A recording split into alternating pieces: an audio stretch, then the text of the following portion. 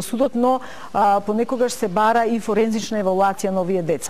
Така да, еве, баш минатата, последните 2 години, јас и колешката Ралева од клиниката за психијатрија и во Заводот за ментално здравје обработивме примерок од 37 деца што ни се обратија во последните 2 години, значи некаде од 2003 до 2005 година, а кои што беа испратени од страна на судот за ваква евалуација. И еве некои наши показатели, како што реков, проценти, ние немаме дали се тоа 4, 5, 11 или еве доктор Новотни едно истражување за една мултицентрична студија беа правена 2000 година со уште 5 земји од источно, мислам, од Литванија, Латвија, како беше. Сакам да кажам, овие показатели кај нас, еве, од овие 37 деца, тоа беа деца на возраст од 3 до 14 години. Од 3 до 6 години беа 6 деца, од 7 до 10 години беа 8 деца и од 11 до 14 години беа 23 деца. Од кои што? Само еден момент, од 3 до 6. Да? 3 уште дури нема некаква ментална, да речем, конструкција на реакција. Како се детектира тоа? Кој го пријавува тој случај? Па видите, тука се работеше за сексуална злоупотреба, баш конкретно кај 3 деца беше интрасемејна, значи од страна злоупотребување од страна на татко, 2 деца беа, а едно беше од страна на комшија, така да беа детектирани од едната страна беа пријавени од мајките, кои што требаше да се докаже дали се децата злоупотребени или не, а додека од комшијата тоа веќе во медиумите, мислам, беше објавено, така да и тука беше направена таква една еволуација. Значи, зашто педофилијата не е психијатриски проблем? Јас се извинувам, не го слушнам. Зошто педофилијата не е психијатриски проблем? Педофилијата е психијатриски проблем, апсолутно. Луѓето кои што се означени како педофили или се диагностицирани треба да се подложат на третман. Третмани, за жал, третман програми постојат во западниот свет и во Соединетите американски држави, но ние од Сдруженијето Безбедно детство имавме таква чест да се дружиме со елитата на психијатри, психолози кои што во светот работат. Тие се малку луѓе и креваат раменици. Е многу тешко да се работи со педофилите, затоа што јас започнав пред малку да зборувам.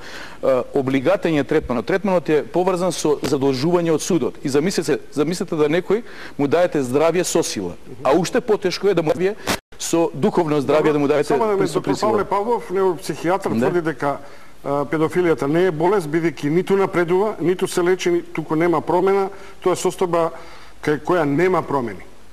Јас го почитувам колегата Павлов, ама мислам дека имаме професионално разминување, ама вистината е на мојата страна. Драги Змијанац, Меджаши е организација невладина која се концентрираше на децата. Станавте, да речем, на одреден начин култна невладина организација во момент кога го кренавте гласот и за оваа девијација општествена, социјална, парапсихолошка или психолошка, како сакате. Кој ви се јавува? Како вие ја детектирате педофилијата? Се потрудив до овие денови малку да пребарувам низ податоците што првата детска амбасада во светот ги има и преку СОС телефонот, советувалиштето и преку правната служба. И морам да потсетам само дека овој проблем го третирам уште од 96-та, кога за прв пат го обзнанивме случајот Коле Неделковски, сексуална злоупотреба страна наставникот по музичко, каде што за среќа тогаш наставничката ги охрабри децата да говорат за овој проблем, а родителите беа тие што заедно со нив ја покренавме оваа акција.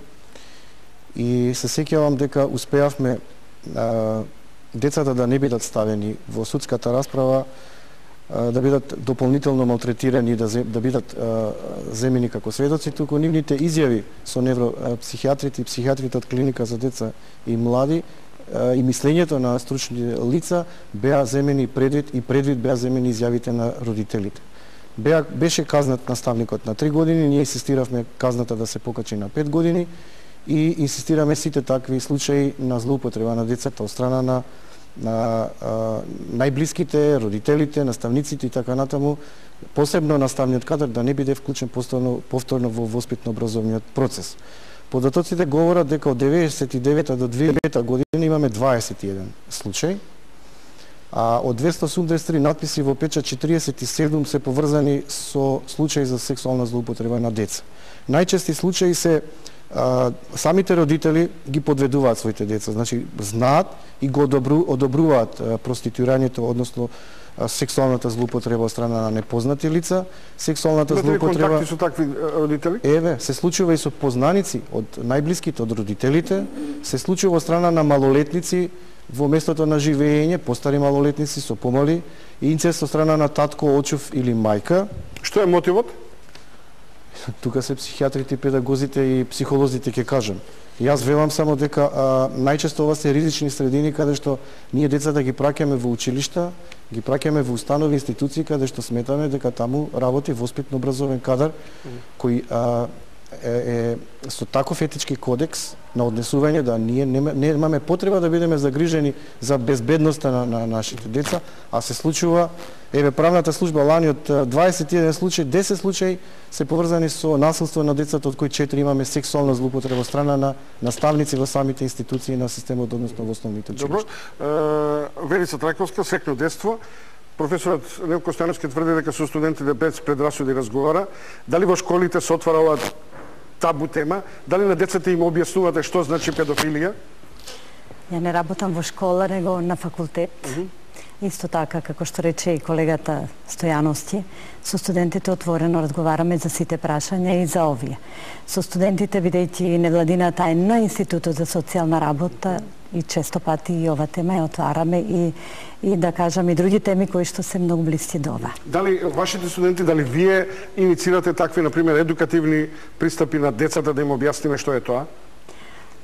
И од едната и од другата страна се иницира. Јас секако, затоа што предавам и ментална хигиена, често пати и тука сум оној иницијатор која сакам да отворам тема во која што они слободно ќе зборуваат, а секако и они прашуваат, нема, за нив не е табу. Ако се работи за ментална хигиена, дали сме ние загадено социјална средина која може да импутира ваква девијантна појава? Не би рекла да сме ние загадена средина, тоа постои секаде, не е тоа само кај нас, но може би кај нас потешко се открива затоа што средината е таква, мала е средината, во сите мали места јас сум била повикана и од судот во вештачење на еден педофил, во мало место кај што и тие што знаеа, роднини, пријатели, секој со некого познат и многу тешко се доаѓа. Ајде да го профилираме вашиот случај на педофил, како изгледа? Ништо не се разликува. Како што вели, дали е тоа, да речем, условно лигав, возрасен ветеран или... Тоа беше наставник учител, кој што ниту беше лигав, ниту беше возрасен, имаше 46 години и со неколку деца, ученици од 4-то оделение, тоа беа 10 годишни деца, ученички, кои што неколку години ги злоупотребувал. Родителите некои знаат. Има директен сексуален однос или ги злоупотребувал? Не дошло до сексуален однос, ги злоупотребувал, блудничал над нив и така што... Добро, ви благодарам. Само еден момент, мислам дека имаме гледач. Добро вечер. Добро вечер. Повелете. Еве едно прашање кое што би било добро да се малку вака обработи на во емисијата. Зошто е многу потешко да се навлезе во светот на женските особи кои што се педофили, педофилки и така натаму. Зошто? Затоа што поред машките педофили има и женски педофили. Ова не го зборувам случајно и тоа ги има доста, но не се навлегува во светот на женските особи педофилки. Толку. Благодарам. Благодарам. Постои. Да, постои добро прашање на гледачот за да се заштитиме ние или да излеземе од фокусот само на внимание. Постои, но тој процент е за жал и во светски рамки е понизок. Јас не ме фаќате се за збор, ама се работи за некаде 10 пати, 15 пати помала застапеност на женски педофилија кај жени, да речеме. И уште нешто јас би дополнил она Верица што го загатна околу бројките на застапеност, го има кај нас, го нема кај нас. Знаете што, ние не сме исклучок. Македонија е една држава која што е во Европа, без разлика нели дали некој сака да ни каже или дека сме или не сме, една држава од светот, а бројките кажуваат дека во некои поразвиени држави каде што статистиката е нешто што се обработува, се извинувам, каде што истражувачките екипи работат, нели се добро организирани, вела дека, да речеме, еве јас имам податоци, Америка вели дека во 90-та година 133.000 случаи на потврдена сексуална злоупотреба на деца. Веќе 93-та 405.000 случаи на сексуална злоупотреба на деца. И видите какви уште пострашни бројки. Велат во друго истражување, тоа Галуп сурвеј студија една која што вели дека секоја четврта девојка и секое 8 машко од до 18-та годишна возраст било во Америка на некој начин сексуално злоупотребено.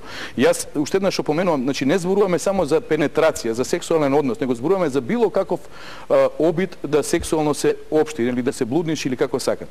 И уште нешто би додал, извинувајќи се за времето што го узурпирам, но е битно. Во Македонија, мојата колешка Бошковска спомена, ние 2000 година направивме една заедно со Литванија, Летонија, Молдавија и Естонија. Случајно влеговме нели со нашиот ентузијазам во оваа истражувачка студија, беше од американски експерти раководена, значи беше на вистина научна студија и во таа студија испитувавме 360 деца од скопските Битола и у некои други рурални средини, деца од 7 и 8 одделение. Добивме процент од 3% на застапеност на деца кои што на некој дадоа индикативни прашања дека на некој начин биле сексуално злоупотреби. Значи во Македонија професори Трајковска и Стојановски, дали е добро што разговараме за ваква тема или мислиме дека на одреден начин можеме да имаме стимулативна ситуација? Стимулативна не е, затоа што по моја оценка треба да се овие прашања кои што постојат, кои што се реални, треба да бараме решение за нив и да најдеме не само во емисиите, туку и во научната расправа да бараме да се тие на некој начин разрешуваат. Јас само дополнение на напред малку што зборуваше колегата Новотни. Имам при мојот повеќе месечен престој, да речеме, на Сорбона, без малку секој трет дневник на телевизијата почнуваше со некоја педофилска афера.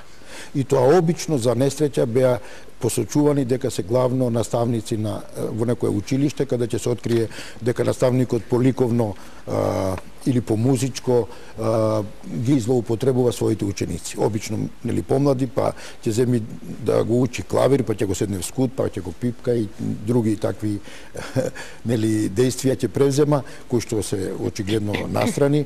И навистина и таму потешко се открива, меѓутоа таму има тие повеќе истражувачко новинарство, па доаѓа до сознанија повеќе. Веројатно и кај нас тоа во перспектива ќе се откриваат повеќе вакви случаи и значи како реалност тие ги имаме, ние треба сега да укажеме само на можните опасности каде тие како потенцијални жаришта, што би рекле, постојат, да не би ни се случувале, бидејќи беше истакнато дека оставаат страшни травматски последици на личностите кои што на некој начин биле злоупотребени. Морам да бидам помалку директен или дегутантен. Денове пишува за педофилски акт на српски владика. Во јавноста се дистрибуираше висок, односно бискуп кој имал серијали на такви случувања. Познати светски државници исто така беа дел на дискредитација заради педофилија. Да, по она афера во Белгија каде што беа вмешани министри. Кажете ми, дали во Македонија заради малата средина таквите јавни личности ги штитиме? Јас немам сознание за заштита. Немам сознание дали ги штитиме или не, меѓутоа сметам дека треба да се отвори темата и ги охрабруваме луѓето послободно да зборуваат за тоа. Ако не се отвори темата на телевизија или во јавноста, во печатот, не може, луѓето нема да бидат охрабрени да прозборат и да се пријават, да пријават случај и да пријават самите. Сега во моментот има мајка која што зборува за инцест и педофилско однесување на нејзиниот сопруг. Во овие денови, еве, недела дена со неја работа. Но не е само отварањето. Знаете како, многу е деликатно тоа прашање. Ако се отвори, ако некој дете каже дека е сексуално злоупотребено, во ред. Меѓутоа, кажете ми, како едно дете да каже, или како една мајка или едно семејство да го отвори тој проблем, кога ние во минатото гледаме дека ниеден педофил не бил казнет повеќе од 4 години затвор. А дали знаете какви се последиците кај децата? Страшни. Има деца на кои што им е уништен животот, социјалната комуникација, емоционалноста. Не знам дали вие во план да проговориме за последиците кај децата. Јас би сакала да ми дозволите после, ако може после. Или пак прво да кажеме како педофилот настапува исто, и тоа е многу деликатно прашање. И за бројноста, што рече доктор Новотни, за бројот на педофили и педофилки. Како изгледа милозвучноста да се привлече педофилот, педофилите приоѓаат на еден многу специфичен начин и во етапи. Настапуваат како да им треба помош